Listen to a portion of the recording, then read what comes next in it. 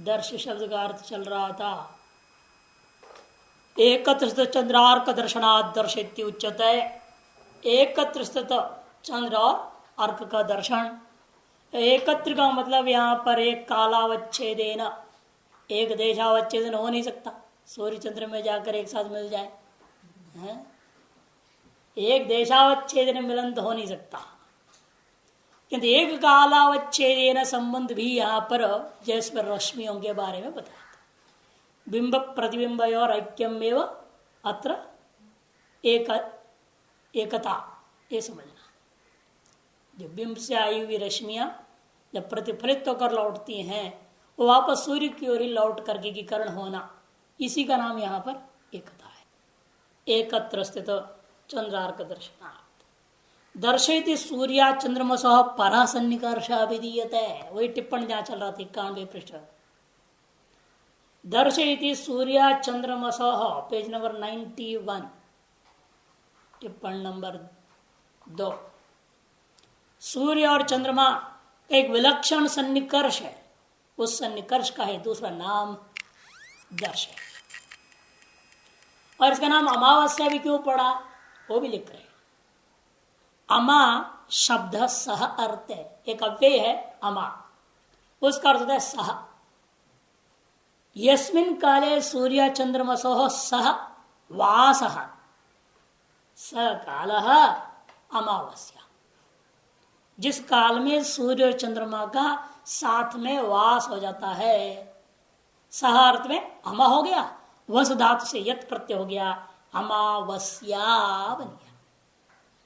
वस निवासे, साथ निवास करना, साथ में वास करना है, तात्पर्य वही किरणों का तादात्म्य भाव की प्राप्ति। मास इति चंद्रमस आख्या, और पूर्णिमा का भी नाम मास एक चंद्रमा के अनेक नामों में से एक नाम है चंद्रमा का मास। पूर्णो मासो यस्मिन काले स पूर्णमास। जिस काल में चंद्रमा अपने पूर्ण आकार को प्राप्त किया हुआ रहता है उस काल का नाम पूर्णिमा, पूर्णमास। उसी से पूर्णिमा भी बनता। पूर्णो मासो यस्मिन, प्रत्यय भेद है, इतना ही है, क्योंकि मास शब्द अदंत नहीं, मास को मस आदेश भी हो जाता है और मासा हलंत भी एक है, मास एक हलंत भी है।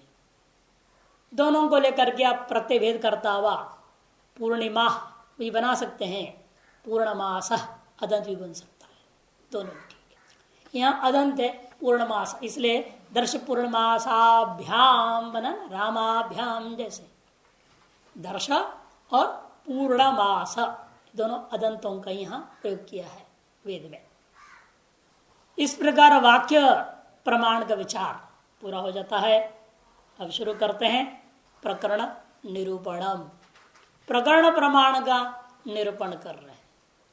उभयाकांक्षा प्रकरण, उभय आकांक्षा प्रकरण।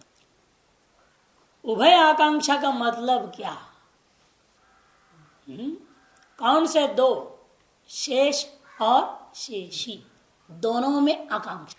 शेषी में शेष की आकांक्षा है और शेष शेषी की आकांक्षा कर रहा परस्पर। फलवद वाक्य अफलवद वाक्यों की आकांक्षा करता है और अफलवद वाक्य फलवद वाक्य की आकांक्षा करेगा। तो जानना चाहता है हम किस फल के लिए है, अफल वाले वाक्य। और फल वाले वाक्य चाहेंगे भाई हम जो फल इस वाक्य से विहित है, जो कर्म विहित है अमुक फल के लिए, वह कर्म कैसे करें, कथम। फलवान वाक्य में कथम आकांक्षा रहता है, अफलवान वाक्यों में किम की आकांक्षा होता है। कैसे? देखिए, यथा प्रयाजादिशो समिधो यजति इत्यादि वाक्य फल विशेष से अनिर्देशात। जैसे प्रयाज आदि पंचवाक्य पहले भी आपने पढ़ा है, एक जगह दिखाया था हमने टीका में। समिधो यजति, तनुपाद में यजति, स्वाहाकार में यजति, ईरा यजति, बरीर यजति, यह 5 वाक्य है, उसका पंच प्रयाज वाक्य बोलते हैं। इनमें कहीं भी फल का निर्देश नहीं हुआ। समिधो यजति, तनुपातम यजति, इडो यजति, स्वाहागारम यजति, बर्हिर यजति, कहीं फल नहीं है ना, वही करे इत्यादि वाक्य फल विशेष से अनिर्देशात समिद्यागे न भावयत, इतना ही अर्थ होगा इसका।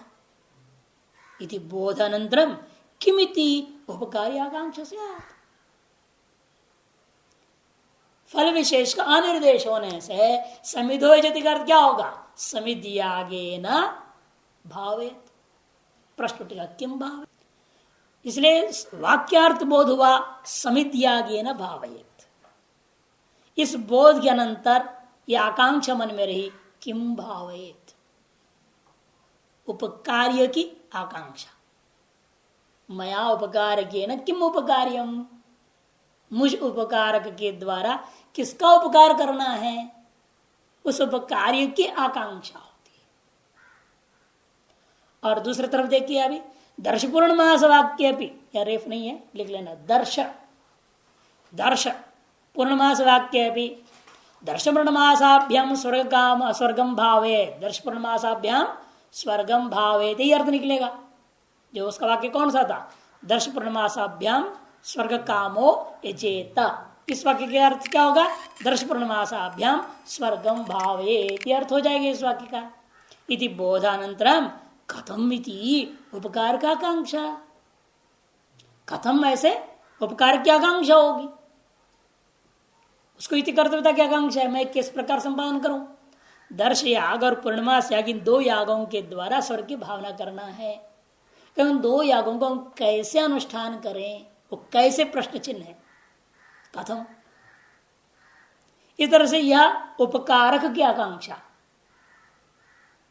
केन प्रकारेण या कई उपकारक ही, कई उपकारक ही मया स्वर्गम भावनीय। दर्श पूर्णमास याग सोचता है किन उपकारों की सहायता से मेरे द्वारा इस स्वर्ग का संपादन करना है।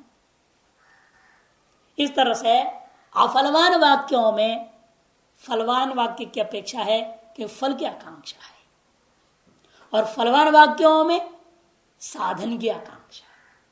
कथम इति कर्तव्यता की आकांक्षा, जिसको पहले कहा था हमने साध्याकांक्षा, साधन और इति कर्तव्यता।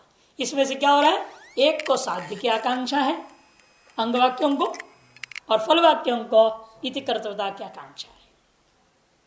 फल वाक्य इति कर्ता को क्या आकांक्षा कर रहे हैं, और अफल वाले वाक्य साध्य की आकांक्षा कर रहे हैं। इसको किम और कथम भी कहते हैं, है ना, साध्य और इति कर्तव्यता भी कहते हैं, है कि नहीं, अनेक शब्दावली है। इत्थंच उभयाकांक्षया, इस प्रकार से उभयाकांक्षया, एक को साध्य की आकांक्षा और दूसरे को इति कर्तव्यता की आकांक्षा, दोनों प्रकार के आकांक्षाओं के कारण से प्रयाज आदि नाम दर्श पूर्णमास अंगत्व, प्रयाज आदियों के अंदर दर्श पूर्णमास के प्रति अंगत्व स्थापित हो जाता है। क्योंकि फलवत् सन्निधौ अफलम तदंगम, इन न्याय है। फलवत् सन्निधौ अफलवत् तदंगम, ये न्याय बहुत लगता है वेदांत में भी। फलवत् सन्निधौ अफलवत् तदंगम, फलवान की सन्निधि में विद्यमान जो अफल वाला वाक्य है वह उस फल वाले वाक्य का अंग हो जाता है। ये प्रकरण का प्रमाण सामान्य का लक्षण भी हो गया, इसका दृष्टांत भी हो गया। तच्च प्रकरणम द्विविधम, लेकिन वह प्रकरण पुनः दो प्रकार का है। प्रकरण प्रमाण, एक का नाम महाप्रकरणम, दूसरे का नाम अवांतर प्रकरण। फल भावना संबंधी जो आकांक्षा होती है उसका नाम महाप्रकरण, और अंग भावनाओं को लेकर के जो परस्पर आकांक्षाएं हो जाए उसका नाम अवांतर प्रकरण। समला रहे देखे तत्र मुख्य भावना संबंधी प्रकरणम महाप्रकरणम। मुख्य भावना माने फल भावना। तेन च, जो दृष्टांत विचार हो चुका है वो इसी का दृष्टांत है। प्रयाज आदि नाम दर्श पूर्णमासंगत, यह महाप्रकरण का ही दृष्टांत है। जो दृष्टांत आपने पढ़ा वो महाप्रकरण का ही दृष्टांत है। जो प्रयाज आदियों के अंदर, क्योंकि फल भावना थी, क्योंकि फल वाक्य सबसे पहला वाक्य है कि नहीं, क्योंकि जब तक फल का संबंधी ज्ञान नहीं है व्यक्ति को, वो प्रवृत्त ही नहीं हो सकता। प्रयोजन अनुद्देश्य मंदोपि न प्रवर्तते, सामान्य नियम है। प्रयोजन अनुद्देश्य मंदोपि न प्रवर्तते, इस नियम के प्रयोजन पहले ढूंढेगा। इसे फलवान वाक्य सबसे पहले उपस्थित होना जरूरी है। जब फलवत वाक्य उपस्थित हो गया, फिर उसकी आकांक्षाएं संबंधी सब जुड़ते जाएंगे। इसलिए फल भावना संबंधी प्रकरण प्रथम प्रकरण है, पहला चीज है। दर्शपर्ण मासाभ्याम स्वर्ग काम ये सबसे पहला आता है। फिर दर्शपर्ण मासाभ्याम में केवल कर्म वाक्य, जिसको क्या कहा था, उत्पत्ति विधि। ये क्या विधि है, अधिकार विधि।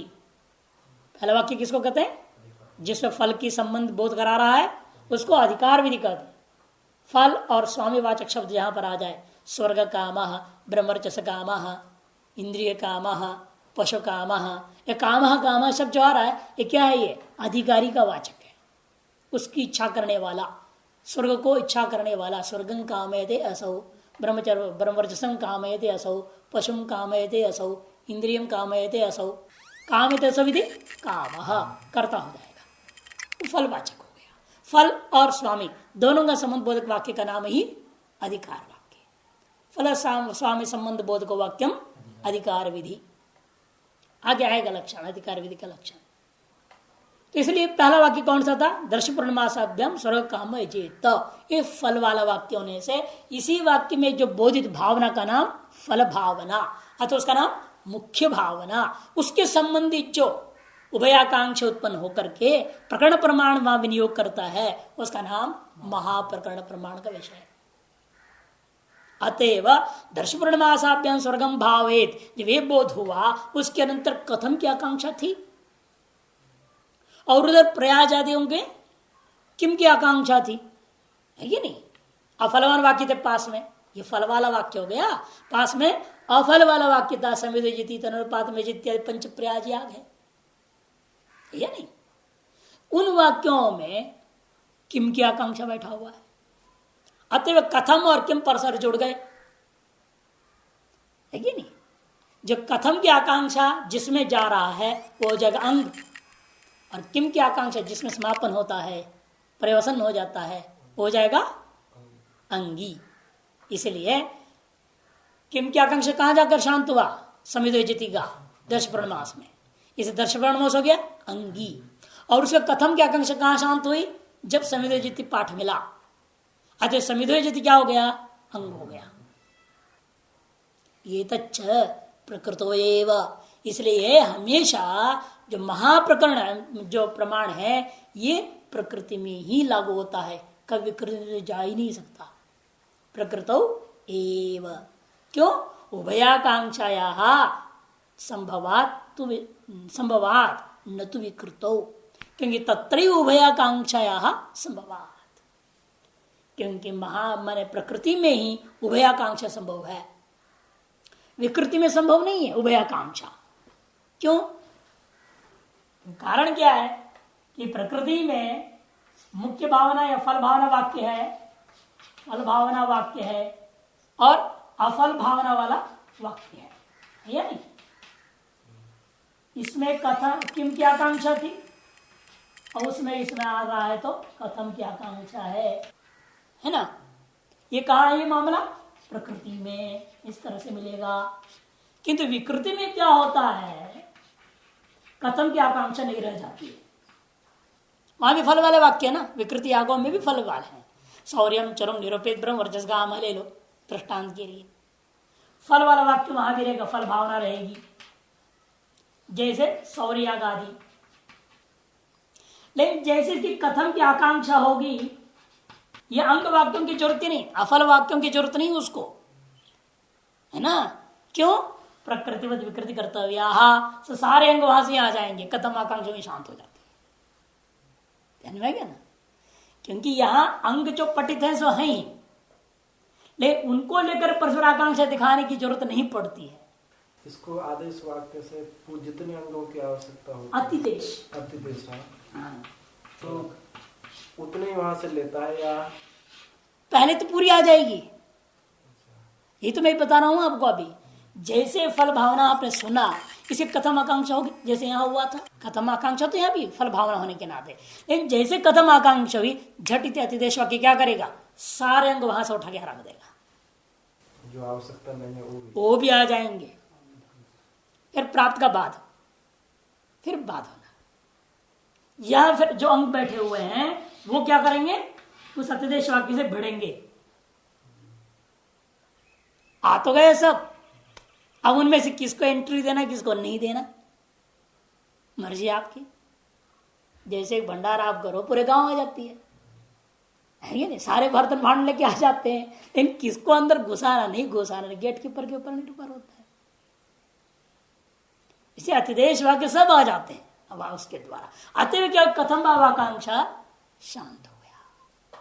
अब यहां जो अंग वाक्य है, इनमें किम की आकांक्षा उठेगी ही नहीं, ये तो इसमें भिड़कर व्यवस्था करने में लग जाएंगे, इनकी किम आकांक्षा अपने आप खत्म हो गया।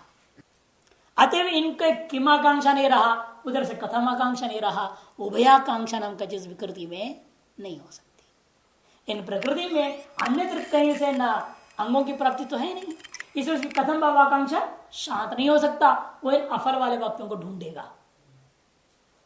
और यहां ये अफल वाले वाक्यों को ढूंढने के लिए कोशिश करने से पहले क्या हो जाता है, अतिदेश वाक्य से अफल वाले वाक्य यहां वाला इधर आके मिल जाएगा।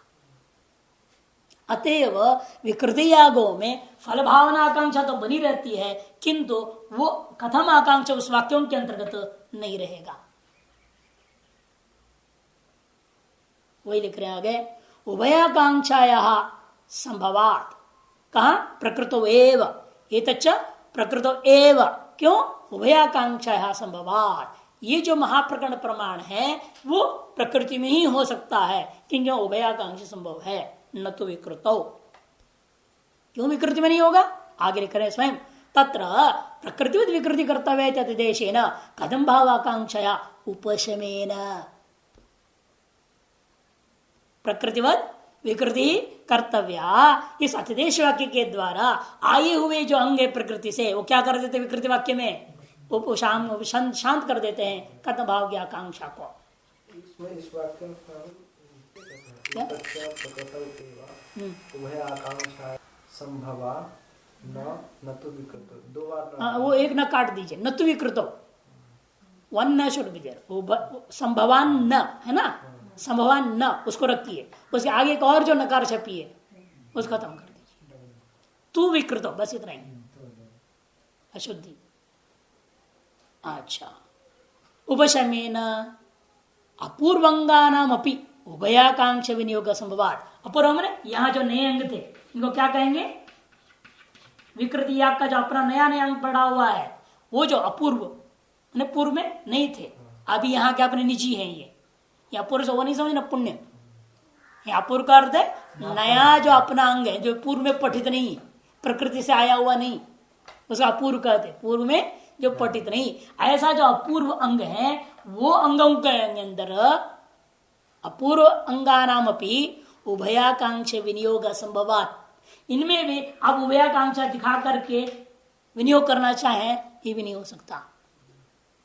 ये जो नए अंग है यहाँ अपने खुद का विकृति के अंदर जो पठित है, कुछ तो पठित होते हैं ना, जो कुछ पठित है नए अंग, वे अंगों को लेकर के उभयाकांक्षा दर्शाना चाहें और कहेंगे विकृति यागों में भी महाप्रकरण को मैं लागू करूंगा, हैं, तब उसके लिए खंडन कर दे, नहीं नहीं ऐसे नहीं कर सकते। ये जो नए अंग बैठे हुए यहाँ, ये तो बेचारे अतिदेश वाक्यों से भड़ंत लेते ही थक जाएंगे, उनका काम वही ठंडा हो जाएगा, व्यवस्था करने में लग जाते हैं। कई लोग होते हैं आते हैं व्यवस्था में लगे रह जाते जिंदगी भर, जिस उद्देश्य से उद्देश्य छोड़ देते हैं, व्यवस्था में लगे जिंदगी खत्म हो गई, क्या करें।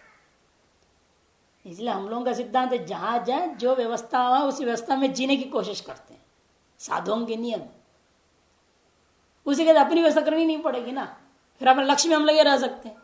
यदि हम अपनी व्यवस्था में लगे रहेंगे तो सारे काम खराब हो जाए, सारा समय उसमें आधा से ज्यादा चला जाएगा, फिर क्या करेंगे, लक्ष्य तो छूट जाएगा। तो इसीलिए कभी ये जो अपनी व्यवस्था में लगा हुआ है, इसलिए वहां उभयाकांक्षा नहीं हो सकती, विनियोग असंभवात। तस्माद अपूर्वांगानाम, फिर अपूर्वांगों के समन्वय कैसे करोगे? स्थानादि विकृत्यर्थम, स्थान प्रमाण से करोगे। जिस स्थान में जो पठित है वो अपने सन्निहित में जो विधि है उससे अन्वय होना ही है स्थान प्रमाण से। इससे भी जो कमजोर प्रमाण है वो अपने आप विनियोग कर डालेगा। जो साधारण आदमी से काम हो सकता है उसके लिए जो हम क्यों बड़ा कोई ताकतवर आदमी को बुलाए? सुई का काम है, सब बल से लेने की कोशिश करें। जब स्थान प्रमाण से जो कार्य हो सकता है दुर्बल प्रमाण से, उसमें महाप्रकरण रूपी प्रबल प्रमाण को लागू क्यों करें? इसलिए वो जो अंग होते हैं वे स्थान अपने पाठ सादेश, दो प्रकार के ना वहां पर, पाठ सादेश और अनुष्ठान सादेश, दो प्रकार का स्थान प्रमाण होता है। उसमें से पाठ सादेश प्रमाण के द्वारा उसका विनियोग हो जाएगा कि विकृति के सन्निधि पठित है वो विकृति अंग होंगे। अतः उस सामर्थ्य क्या हो जाता है? वह अतिदेश से जो समान विषय को अथवा अनावश्यक पदार्थों को वो बाधित कर देंगे। स्थानादेव विकृत्यर्थत्वमिति, इस पर टीका में जाए तब समझ में आएगा स्थान प्रमाण से कैसे विकृति अंग हो जाएगा, अपूर्व अंगों का, नए अंगों का। दृष्टांत यहां देंगे, शायद उपहोमों के बारे में दे रहा है। हाँ, उपहोम को ही ले रहे हैं। देखिए टीका में कथम भाव आकांक्षाया मिला 3, 3, 6, 7वीं पंक्ति, 8वीं से हम चलाएंगे तथा च से। तथा च यद्यपि उपहोमादि नाम अपूर्वंगा नाम उपहोमादि भावेत किम भावित आकांक्षा।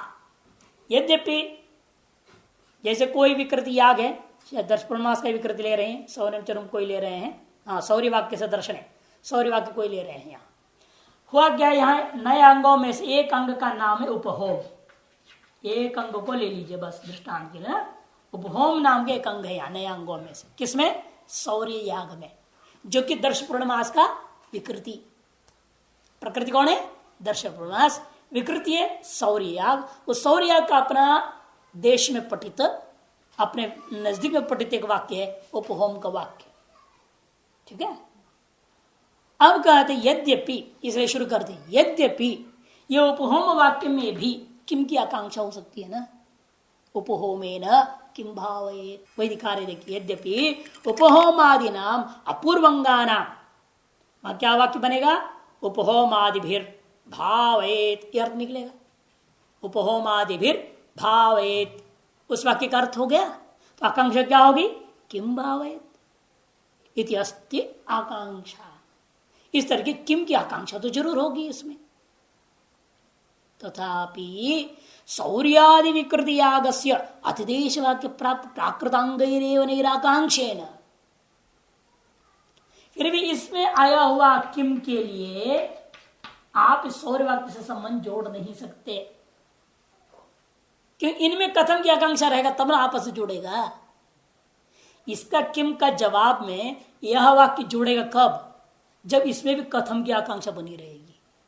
जैसे यहां आपने देखा अफल वाले प्रयाज आदि थे, या नहीं? और फल वाला कौन था? दर्श पूर्णमास वाक्य था।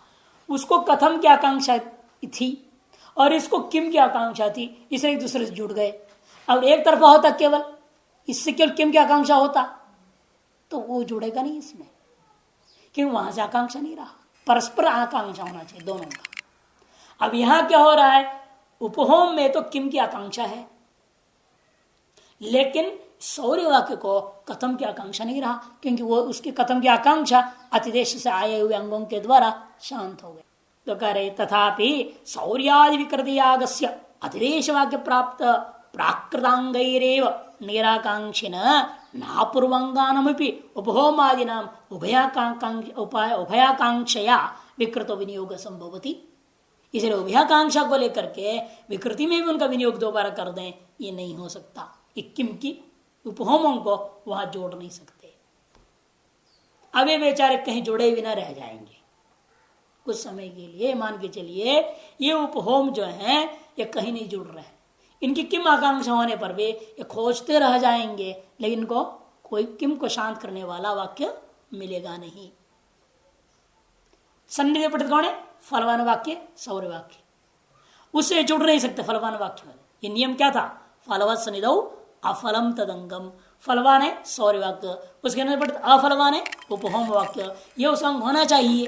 नियमानुसारेण, लेकिन नियम यहाँ लागू नहीं हो सकता है। क्यों? फलवान के संवित अफलवान वाक्य अंग तक कब होएगा? जब फलवान वाक्य में कथम की आकांक्षा बनी है तो अंगों की अपेक्षा हो तब ना उसके अंग बना दोगे। जब उसको अंग की आकांक्षा ही नहीं है तो जबरदस्ती किसको अंग थोड़ी बना सकते हो। और सौर्य वाक्य को अंगों की आकांक्षा नहीं रहा, क्योंकि अतिदेश वाक्य से ही अंगों की प्राप्त हो गया है, तो उसकी आकांक्षा शांत हो चुका है। इसलिए उसको अंग की आकांक्षा न होने से ये जो अंग वाले वाक्य हैं, किम की आकांक्षा करने के बावजूद भी इनका संबंध सौर्य रूपी विकृति वाक्य से नहीं हो सकता। ननु प्राकृतांगाना विकृत अपठितत्वात् अप्रत्यक्षाण कथम विकृति आकांक्षोपशम हेतुत्व। प्रश्न बहुत सुंदर उठ रहा है। कहते प्रत्यक्ष यहां पर जो अंग बैठे हुए हैं, उपहोम क्या है? विकृति के पास है पठित प्रत्यक्ष अंग है। इसको छोड़ करके जो इसके पास है पठित नहीं है, ऐसा जो अन्यत्र प्रकृति में पठित अप्रत्यक्ष अंगों को ला करके उससे आप आकांक्षा शांत करना चाह रहे हैं, ये तो ठीक नहीं है। प्रत्यक्ष का परित्याग, अप्रत्यक्ष की जाति से कल्पना करनी पड़ेगी, लानी पड़ेगी। जब तक तुम अप्रत्यक्ष भूता प्रकृति में विद्यमान वस्तुओं को अतिदेश वाक्य से लाओगे, उससे पहले प्रत्यक्ष वाक्य क्या कर देगा? जुड़ जाना चाहिए, है ना। ये जो प्रत्यक्ष बहुम आदि वाक्य हैं वो विकृति सौर्य याग के साथ किम भावित की आकांक्षा करते हुए संबंधित हो जाना चाहिए, क्योंकि उसके लिए कथम आकांक्षा तो है ही, और उस कथम आकांक्षा अपने अतिदेश से लाने की कोशिश कर रहे होगे। जब तक ले आओगे इससे पहले क्यों नहीं जुड़ रहे हैं? ये प्रश्न पूछ रहा है पूर्व पक्षी। ननु प्राकृतांगाना विकृत अपठितत्व, वो क्या है? वो विकृति में पठित नहीं है, अर्थात क्या? अप्रत्यक्ष है। अप्रत्यक्षानाम, है ना। कथम विकृति आकांक्षा पूछे में तो वो विकृति की जो आकांक्षा थी कथम की, वो कैसे शांत कर डालेंगे? जो अप्रत्यक्ष भूता वस्तु है वो इसकी आकांक्षा को, विकृति में कथम की आकांक्षा कैसे शांत कर सकते हैं? और विकृतांगान तो उपहोमादनम अत्र पठितत्वेन, और विकृति में जो विद्यमान जो उपहोम क्या है वो उसी देश में समान देश में पठित है। अन्य देश पठित की अपेक्षा से समान देश पठित क्या है? झटिति विनियोग होना चाहिए ना। विकृतौ पठितत्वेन उपहोमादनम अत्र पठितत्वेन प्रत्यक्षाणाम संभवति आकांक्षा शांतित्व। इसलिए बल्कि इसकी कथम की आकांक्षा इनके ही द्वारा होना चाहिए, उपहोम के द्वारा। सौर्य में विद्यमान कथम की आकांक्षा उपहोम के द्वारा ही होना चाहिए, अतिदेश के द्वारा नहीं होना चाहिए। इति चेत न, क्यों? तेषां विकृतो पठितत्वेन प्रत्यक्षत्वे अन्यत्र अक्लिप्तोपकारकत्वात्। समस्या तो यह है, इनने कहीं कोई अभी तक उपकार किए ही नहीं ना बेचारे। नए मूल्य हैं, इन्हें पता ही नहीं कैसे नमाज भी ठीक से पढ़ना। ये बेचारे तो काम कर चुके हैं प्रकृति में और कर चुके हैं, इसलिए उनको वो जैसे होता है ना ट्रेंड एंड अनट्रेंड वाली बात, एक्सपीरियंस नहीं है, ये इन्हें अनएक्सपीरियंस नहीं है तो बेचारे। ये तो चरितार्थ हो चुके हैं। जो अंग एक बार कहीं चरितार्थ हो चुका है, उसकी प्रक्रिया आपको जो व्यक्ति है करने वाला याजिक ऋत्विक, उन्हें क्या होता है? उसका ज्यादा अच्छा परिचय रहता है। जैसे कोई आदमी है, उसको हमेशा रुद्री कर करके आदत हो गया है और रुद्री पाठ तो फटाफट करा देगा, फिर उसको चंडी पाठ भी करना है आपको ही, वो फिर पुस्तक ढूंढते रह जाएगा कहाँ क्या है, इधर पलटो उधर करो इधर करो, कुछ ना कुछ करा देगा। परेशानी तो होगी ना उसको, क्यों? अभ्यस्त वो है, ये अनभ्यस्त है।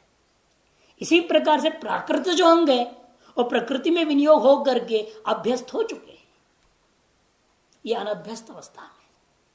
ये कार्य देखिए, तेषां विकृतौ पठितत्वेन प्रत्यक्षत्वे अपि, यदि भी उपहोम आदि कैसे हैं? विकृति आग में पठित है, प्रत्यक्ष है, फिर भी अन्यत्र आक्लिप्त उपकारकत्वात्, अन्यत्र अभी तक उपकार किए हुए वो नहीं है। किए हैं क्या कभी? इससे पहले वो कहीं उपकार किए हुए हैं? नहीं।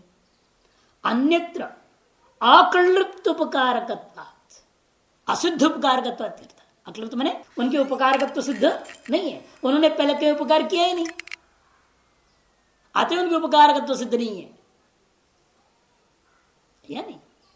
जैसे हम लोग बचपन की बात है, गणेश पूजा हम लोगों के यहाँ गली गली में होता है, बाल मंडलियां होती है, हम लोग छोटे छोटे बालक थे, बाल मंडलियां थे तो बालक लोग कहाँ से लाए, पैसे इकट्ठा करना है ना गणेश पूजन के लिए।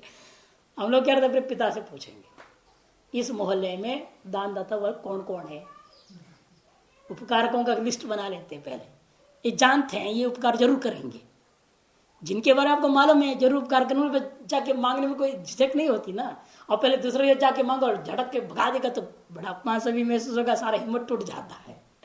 इसलिए हम लोग क्या है पहले लिस्ट बना लेते थे। और जब परिचित जो अंकल्स होते हैं ना, आस पड़ोस के अंकल जिनको बोला करते हैं, है ना, अकल नहीं है उनको, अंकल है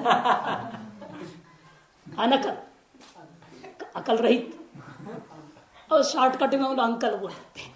कहते अकल तो है नहीं इन्हें, इनसे तो मांग लो तो जो मिल ही जाएगा, जो चाहे सो मांगो मिल जाएगा। पहले उन अंकल्स के पास जाना, फिर वो दानदाता रिश्तों के पास जाना, पर्याप्त मिल गया तो कहानी खत्म, फिर आगे जाना नहीं। मैंने प्रसिद्ध उपकारकत्व कहाँ प्रसिद्ध है, इसके प्रति झटित क्या हो जाएगा, संबंध बन जाता है। और प्राकृत अंगों में क्या है, इनमें उपकारकत्व सिद्ध है और इनमें अभी असिद्ध उपकारकत्व, उसको लिखा हमने अक्लृप्त माने असिद्ध उपकारकत्व। अक्लृप्त उपकारकत्वात् शीघ्र विकृति आकांक्षा उपशांत असामर्थ्या, इसलिए शीघ्र ही वो हिम्मत नहीं कर सकते हैं सीधे जाके सौर्य में जाके संबंध जोड़ ले और वहां की कथम की आकांक्षा को शांत कर दें, इतनी हिम्मत इनको नहीं हो सकती है। अतिदिष्टानांत प्रकृतो, अतिदिष्टानांत प्रकृतो, जो प्रकृति में सिद्ध क्लिप्त उपकारकत्व है ना, जो अतिदिष्ट अंग है वो क्या है, वो प्रकृति में सिद्ध उपकारक है वो। अतएव संभवति तद आकांक्षा उपशमन सामर्थ्यम, इसे उन अतिदिष्ट अंगों में इस सौर्य की कथम आकांक्षा को शांत करने का सामर्थ्य माना जा सकता है। न तेषा में प्राकृत अंगाना विकृत प्रकरण ग्रहण से आ गया तुम्हारा प्रश्न। फिर विकृत अंगों की जरूरत क्या है, इनकी जरूरत है, इन्हीं से दूसरा काम कर दो। यहां भी कुछ पाठ करोगे, उनको पार करने की चेष्टा करोगे, बलाबल की लड़ाई करोगे, क्या जरूरत है। उसमें अनेक युक्तियां देनी पड़ेगी, नहीं इसकी जरूरत नहीं, आप ऐसे कहा वहां वैसे कहा इसलिए इसको हटा दो, इसको रख लो, समझौतावादी कर, क्या करो। 10वें अध्याय को जरूरत ही नहीं पड़ेगा। ये करा है तेषा में प्राकृत अंगान विकृत प्रकरण ग्रहण स्यात् इति न च वाच्यम। तेषा में प्रकृत उपकारकत्वेन उपक्षीण आकांक्षा, वास्तव में वो भी अपना उनकी भी आकांक्षा वैसे पहले शांत हो चुकी है। यहां आने के बाद उनकी उपकारकत्व नहीं है, उपकार कर चुके हैं। उपकार करने से उनमें एक सामर्थ्य, मेरे अंदर उपकारकत्व निश्चय है, उनको इतना ही है। एक ने उपकार कर दिया किसी का, उसके अंदर हिम्मत हो, हाँ मैं उपकार कर सकता हूं, है कि नहीं। एक बार किसी को गली में कुत्ता पीछे पड़ गया और आप जाके उसको बचा दिए, आपकी हिम्मत हो जाएगी। आपको एक अंदर से हिम्मत हो जाता है, क्या कोई भी गली का कुत्ता उसको हम टक्कर दे सकते हैं, उसको भगा सकता हूं। उपकारकत्व आपके अंदर दृढ़ निश्चय हो गया। इसका ये नहीं कि बेफालतू खड़े होकर के आप यही काम करोगे रोड पे, ये तो काम नहीं करोगे ना। आपके अंदर उपकारकत्व आ गया, इसका तो थोड़ी खुजली लगी हुई कि आप लगे रहोगे उपकार करने में, 24 घंटा वहीं खड़े रहो गली में, किसी के पीछे पड़ जाए कुत्ता भगाते रहोगे। आपकी सामर्थ्य है, ठीक है, आपके सामर्थ्य दृढ़ निश्चय हो गया है। इसका तो यह नहीं कि आप जबरदस्ती चले जाएंगे कहीं भी। तो यहां पर उसी प्रकार का है, प्रकृति में उपकारकत्व बल निश्चय हो गया, इसका भी यह नहीं होता है उनके अंदर इतनी सामर्थ्य आ गया कि वो यहां विद्यमानों को भी बात देगा, ऐसा नहीं हो सकता। वहां विद्यमान का अपना स्थान है, स्थान रूपी प्रमाण है, किसलिए माना गया, उस प्रमाण से वो अपना विनियोग भी करेंगे, समान विषयों में बात कर देंगे, अनावश्यक पदार्थों को भी बात कर देंगे जो आया हुआ है, और जितने आवश्यक है उतना मात्र को उनमें से स्वीकार करेंगे। इसलिए कहते हैं तेषा भी प्रकृतोपकारकत्व उपक्षीण आकांक्षत्वा, क्योंकि वास्तव में उनमें भी उपकारकत्व भले निश्चय हो गया, लेकिन उपकारकत्व आकांक्षा उनकी शांत हो चुकी है। उपक्षीण आकांक्षत्वा न च प्राकृतंगानामत्र उपस्थापक भावेन उपस्थापक अभावेन अनुपस्थितत्वम इति न वाच्यम। प्राकृतंग का उपस्थापक कोई है ही नहीं, इसलिए उपस्थित ही नहीं हो सकते, ऐसे भी आशंका न करें। उपमान प्रमाण से उपस्थापक से सत्वेरा, हम उपमान प्रमाण को ढूंढेंगे। अब निर्भर होगा ना प्रकृति से कौन सा लाना है। दर्शप्रणास प्रकृति में अग्निशोम देवता भी है, अग्नि देवता भी है, इंद्र देवता भी है, विष्णु देवता भी है। विष्णु रूपांश याज मंत्र यजति, जो उपांश आ गए विष्णु देवता के। आग्नेयम चरुम और आग्नेयम अष्टाकपालम निरूपित, वो जो अग्नि हो गया। ऐन्द्रम दधे इंद्रम पयमे, इंद्र हो गया। अग्निशोम अंत वाला है। अब किस याग के अंगों को लाना, इनमें से अग्निशोम याग का अंगों को लाना है, इंद्र याग का अंगों को लाना है, किसके अंगों को लाना है सौर्य याग में, ये भी सोचना पड़ेगा। यानी कि दर्श पूर्णमास के सारे आ जाएंगे, क्या करेंगे वहां करके। सौर्य याग में दूध दही का मामला है नहीं। सौर्यम चरुम निर्वपेत ब्रह्मवर्चस काम चरु याग है, और चरु याग में दूध दही से क्या मतलब है, सान्ना याग तो है नहीं। इसलिए दर्श पूर्णमास याग में, दर्श याग में भले ही सान्ना याग के अंग जो है ना, उन अंगों को हमें सौर्य याग में लाने की जरूरत नहीं है। फिर निर्णय कैसे होगा, कहते देख लेना, ऐसे करना। इस याग में कितने देवता है, सौर्यम एक देवता, और एक देवता वाला देखो प्रकृति में कौन है, आग्नेयम एक है, अग्नि देवता है केवल उसमें। अग्निशोम तो हट गया, उपांशु है और इंद्र, ये सब एक एक देवता वाले हैं। आग्नेयम भी एक देवता, इंद्रम भी एक देवता, विष्णु उपांश एक देवता। अब इनमें से फिर देखो यहाँ का द्रव्य क्या है, वहां का द्रव्य क्या है, द्रव्य के अनुसार फिर निर्णय होगा। पहले देवता के दर एक देवत्य निश्चय होगा, द्विदैवत्य त्रिदैवत्य, कितनी देवता विकृति में है। समान प्रकृति में द्विदेवता कोई यज्ञ होगा, एक देवता के यज्ञ होगा, वो देखना पहले, टैली करना है। फिर द्रव्य के आधार पर चरु यहां पर क्या है, पूर्णा सदृश है, इसलिए हमें सान्ना याग के इंद्र को अपना फटा देना पड़ा। सान्ना याग अपने फट गया, वो आएगा ही नहीं। चरुम है ना फल भावना में, यहाँ चरुम की वजह से ऐन्द्रम दधि ऐन्द्र पय के अंदर का जो अंग है वो अपने आप पीछे हट जाएंगे। और ये सौर्यम एक देवता के, अग्निशोम भी देवता जितने भी है, द्विदेवता जितने भी कर्म कांड का संबंधी अंग है वो भी अपने आप हट जाएंगे, कि द्विदेवता है नहीं, यहाँ एक देवता है। और रहा आग्नेय विष्णु में, आग्नेय और विष्णु में। अब इन दोनों में देखिए कौन सा पूर्णाश वाला है, कौन सा चरु वाला है, कौन कैसा द्रव्य वाला है। और उसमें आग्नेयम सूखा द्रव्य वाला अग्नि ही है, विष्णु में भात होता है, पका पक्व याग, पाक यज्ञों में से वो आ गया, इसलिए वो भी हट जाएगा कि चलो सूखा द्रव्य है, इसलिए पूर्णा से सूखा कोई मांगेगा। अतः इसका प्रकृति कौन हो पाएगा फिर, आग्नेय मष्टा का पाल निरूपित दर्शमानसम पर्णमासम चचुतो भवती, वो ही इसका प्रकृति बन पाए, वही अंग आएंगे, यानी कि सारे अंग दर्शमास के लौट जाएंगे। वही बात आगे कह रहे देखे, तथा ही समझा रहे। उपमान प्रमाण से उपस्थापक सत्वेना तेषां उपस्थितत्वा। आप उपमान प्रमाण क्या है, किस तरह से बनता है, अतिदेश का निर्णय